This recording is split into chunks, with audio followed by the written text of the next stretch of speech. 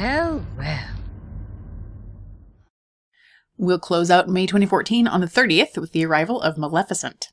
This live-action adaptation of the Sleeping Beauty fairy tale tells the story through the eyes of the wicked fairy villain Maleficent, portrayed by Angelina Jolie. This film comes to us from first-time director Robert Stromberg, a visual effects expert who previously worked on The Hunger Games and Pan's Labyrinth. Fox, the PG-rated Maleficent clearly appears to be building off the success of the musical Wicked, like some other recent live-action fairy tale adaptations. Right. But will this one succeed where so many others have failed? No, it will not. It will not succeed where the others have failed. And I'll tell you, one of the primary reasons I think that's going to happen is the director, Robert Stromberg. He's an Academy Award-winning art director for Avatar and Alice in Wonderland. First-time director. Now, while cinematography is not the same as art direction, we recently saw Wally Pfister try to move from sort of the visual aspects of a film into the directorial aspects of a film and really failed. And I think with Transcendence. Exactly, with Transcendence. Yep. Thank you. While I've seen the trailers for Maleficent, I don't see anything of substance. It looks pretty, it looks beautiful, and it looks like the special effects are going to be fantastic, as I would expect from that director. However, I don't find there to be enough of a compelling story. You mentioned the other live-action fairy tale movies. We're talking most recently about Snow White and the Huntsman, which came in at 48% positive, and Mirror Mirror, which came in at 49% positive. I actually think that the leniency that critics are giving these live-action fairy tale movies is going to decrease just a little bit, so I'm going 45% positive. I expect a lot of critics to say how good Angelina Jolie is in this film, but it's having a weak script.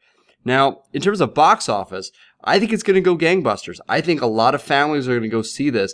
$56 million for Snow White and the Huntsman. I think Jolie has the same kind of star power as Chris Hemsworth and Kristen Stewart had. $62 million its opening weekend. That's what I'm going with.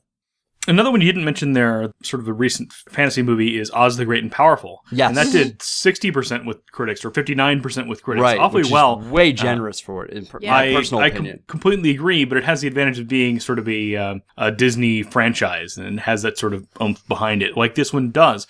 That said, everybody knows The Wizard of Oz. Everybody loves The Wizard of Oz. I feel like Cinderella is maybe a little bit less popular. Everybody kind of knows it and has seen the visuals somewhere. And to be fair, you just got confused because it's not Cinderella and it's Sleeping Beauty. So even there... Well, there you go. Sorry, yeah, Sleeping Beauty. My apologies for the slip of the tongue. But there you go. Exactly right. It's not as memorable. I don't love this. I don't love what I see. I don't know where it's going or why I should care. But it may be reasonably good. I'm saying 55%.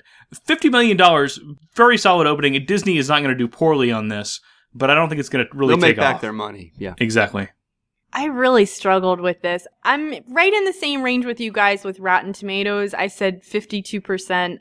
It'll be fine. The other movie I thought of that I don't think has been mentioned yet is Jack the Giant Slayer, which was 52. Yeah, that's a it's good kind one. of similar. Yeah. And I think what I really struggled with was box office, because none of these I thought were particularly great movies, but they all had a ton of people. I mean, $56 million for Snow White and the Huntsman, $79 million for Oz the Great and Powerful, $27 million for Jack the Giant Slayer. And I get that Angelina Jolie has a lot of star power, but this month is so chocked full of amazing movies that I just feel like there has to be a movie that's a dud, and this just feels like a dud to me. Yeah. So I'm going to totally go out on a limb and say it tanks and go $20 million. Wow. Yeah. Wow. And maybe people will go see this, and I just don't understand. But there's nothing that's all that appealing to me about the trailer. Well, Jill, you've been on something of a hot streak lately with your predictions anyway, so we'll have to see how this all plays out.